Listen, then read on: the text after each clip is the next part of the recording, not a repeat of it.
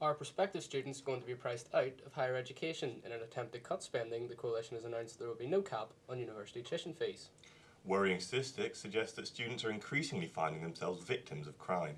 Also in tonight's programme, an investigation into students' time management. We will also be looking at how the recent government spending review will affect the world of sport. And the second biggest film festival arrives in Leeds.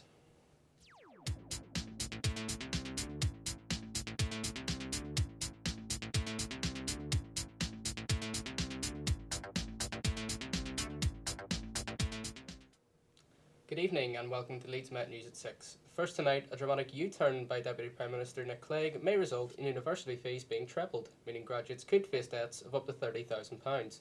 All this comes just 6 months after Nick Clegg vowed to abolish fees. Here's our finance correspondent, Fraser Knott. In recent months, the coalition government have proposed a rise in university fees up to almost £9,000. Recent protests have shown that the public's view on this matter is completely different to their government's. I spoke to Student Union President Liam Challenger and got his views on the whole matter. The coalition government think it's a good idea to increase fees up to £9,000. How do you think this will affect further education as a whole? I think it'll be a really sad day if fees go up to £9,000. It's an absolute travesty that we're even talking about. We've seen fees treble in the past few years and quality stay the same. You know, this is only going to get worse if fees rise. The increase in fees is to keep away the amount of foreign students coming into the UK. Do you feel this is a correct measure, or do you think they should have approached it differently? I think absolutely differently. You know, increasing fees will put off all sorts of students, international and home. It's really sad. It's going to be a really sad day for our higher education, and we're going to see our standing in the world market fall even further. And the protests that took place concerning the fees, they started off peaceful, but then turned violent due to a select few. Do you feel that the peaceful part of the protests did their job and the coalition government did take notice? I think lots of people took notice, not just the government. 50,000 students, parents, lecturers walking down the streets of London, you know, starting to fight back against these cuts to higher education. It was a really great day. Okay, thank you for your time. Now we know what the students think on the matter, let's hope the government don't plunge our future economy into crippling debt. I'm Fraser Knott, reporting for Leeds Met Business School. And I'm joined in the studio this evening by second-year journalism student Jack Bramhall. Good evening, Jack. Evening. Now, you'll graduate before the cap on fees is lifted, but how do you think that'll affect those wanting to follow you for the university doors? People, I think, we're going to have to actually make a conscious decision about whether to come to university, because now they're going to come out with a serious amount of debt. Yeah, do you think you would have thought twice about coming to university with the rise in fees? Yeah, I think I would have, because, I mean, I'm coming out with a bit of debt now, but if that was to be tripled, it'd be even worse. Okay, and how do you think those who voted Lib Dem, particularly students, will feel about their sudden change in stance? I think they feel a bit betrayed, because I know a lot of people voted because of Nick Clegg's stand on tuition fees, and for him to go back on that, I think they'll be a bit annoyed, really. Okay, thank you, Jack. Well, that's not all students have to be anxious about. Worrying figures suggest that criminals are increasingly targeting students for their expensive accessories such as laptops, iPods and mobile phones. Liam Stott has this report. Hello, my name's Liam Stott and I'm here outside one of Leeds Metropolitan's largest accommodations, Opal 1 and 2. For most students coming to university, it is an exciting time, a new start, new friends and new surroundings. However, most of these students are a threat against crime, as criminals do operate in the area. First years, for example, would mostly be in halls like Opal, like you can see behind me, with 24-hour staff and CCTV equipped. But what I'm trying to find out is what happens to the second and third year students who move into houses and mix with local residents within the Leeds area. As you can see, this is the typical student areas where second and third years do live. Can you tell me how you've been affected by crime this year? A few weeks ago, our house got broken into. They broke into my bedroom, went into my bedroom, then went into the front room, took 2 laptops and 2 iPods. I was targeted by crime when I left my front door open while I went for a shower in my first week of my second year. When I came back down, my laptop had been stolen. A few weeks ago, someone broke into our house and stole a number of laptops and a mobile phone. From the research that I have found out, it shows that crime is happening to students in Leeds. The main reason for this is for the expensive accessories which they have. However, not all university students are affected. The point I'm trying to make is that crime does happen and is happening in Leeds today. Leeds Met News has today launched an investigation into students' time management. As students progress into the latter stages of their degree, how do they successfully juggle studies, work, sport and a social life? Joe Evans covered this one for us. With more and more pressure being placed on young people to gain a degree, I wanted to find out how they balance their time effectively between study, sport, and a busy social life that comes with university. I spoke to the AU manager to see what his thoughts were. Fundamentally, you're here to get a degree. We're in a higher education institution. That's the priority, and what the students and staff and people I work with should all focus on ultimately.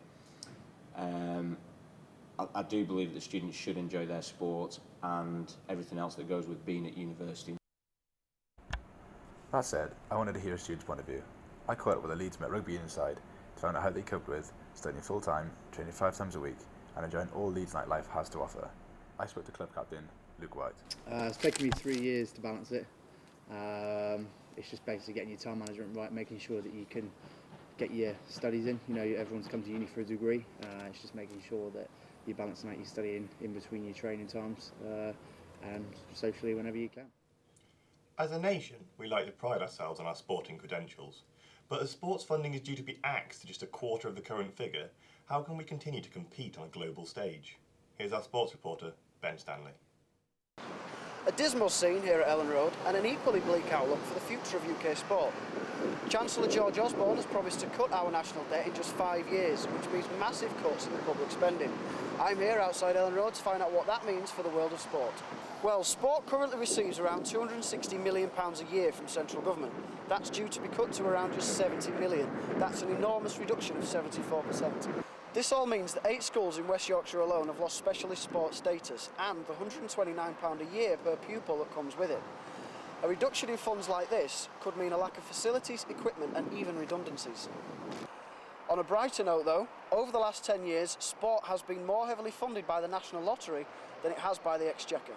There's not a never-ending pit, is there, for money to be involved in sport at community level and at basic level, and I think that when you take the funding away, which has been widely available, although perhaps not quite evident in our elite athletes, then from the grassroots it's going to have a real effect, and people will find it much harder to participate in sport and to find places that offer sport for them to partake in. So a crisis that began in the banking sector is soon to be felt all around the sporting world. Sport is all about participation, and if we can't get it right at the lowest ranks, how can we succeed in the elite levels? This is Ben Stanley live from Ellen Road for Leeds Met News. And in entertainment news, it's Horror Day at the International Film Festival's Day of the Dead, where horror fans gather to preview the latest independent filmmakers' work, and I was lucky enough to be invited. This is the Leeds International Film Festival's Day of the Dead, an all-day event showcasing the newest and best horror films from around the world. Now in its 4th year, the Day of the Dead features guest appearances, on-stage interviews and an outstanding shorts programme, making it an unmissable event for many horror fans. Today we have Day of the Dead, which is one of the key events in the phenomenon section. We're the second largest film festival in Britain after London, and that's because of our audiences. There's always been a huge interest in cinema and film in Leeds and the surrounding area. Day of the Dead we've seen grow from early days at City of Varieties to the point where we're now actually hosting it in Leeds Town Hall.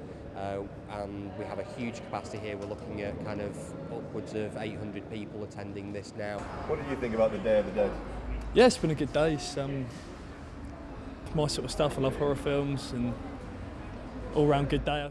The films have been quite different so far, both pretty good in their own ways. So yeah. So far, it's been wonderful here. What is there any specific movie you came here to see?